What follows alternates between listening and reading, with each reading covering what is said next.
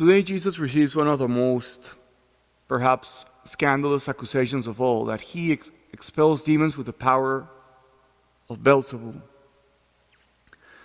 And I think today's reading gives us an occasion to think about division and being united.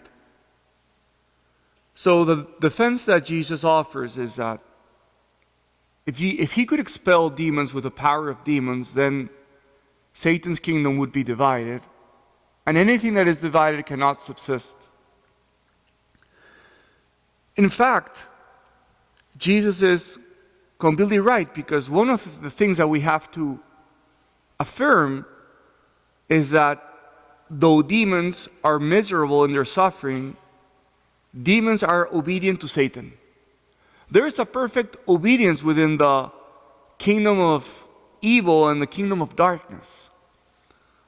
I'm not an expert in demonology, and I don't claim to be one, but in the few books that I've read about exorcisms, it's very clear that the evil spirits are very, very obedient to Satan. And though they don't want to be obedient, they have no option but to be obedient to him.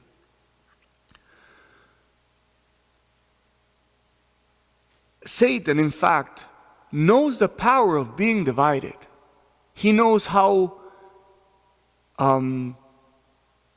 important it is to get his work done, to divide people among themselves. So Satan is in unity with his demons, but he does know how powerful it is to divide other people. Because he knows that when people are divided, then it's much easier to work his own mischief or his own plans. That's why, for example, when you see a nation that is divided, you can be certain that that's not a work of the Holy Spirit. When you see a parish that is divided, that there are factions within a parish, you can say, that's not the work of the Holy Spirit. The same thing, perhaps in a family, between cousins or siblings. If siblings are divided among themselves, and sometimes I've seen this, sometimes people are divided because of inheritance, you can be certain that that's not the work of the Holy Spirit, and many times that can be the work of the enemy. So today, I think it could be a good chance to ask ourselves this question.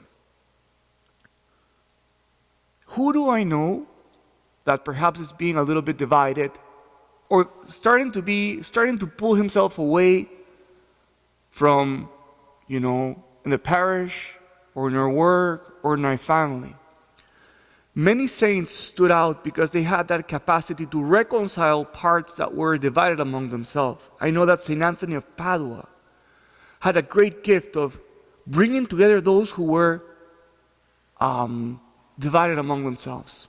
So today, I think we could ask ourselves, who is divided that I know? Who is excluded? Who is starting to pull himself away? That I could bring back to the unity of the family, or back to the unity of work, or back to the unity of the parish. And we can be certain that it's always a good work of charity to bring closer and to the unity those who tend to be excluded and those who are making division possible.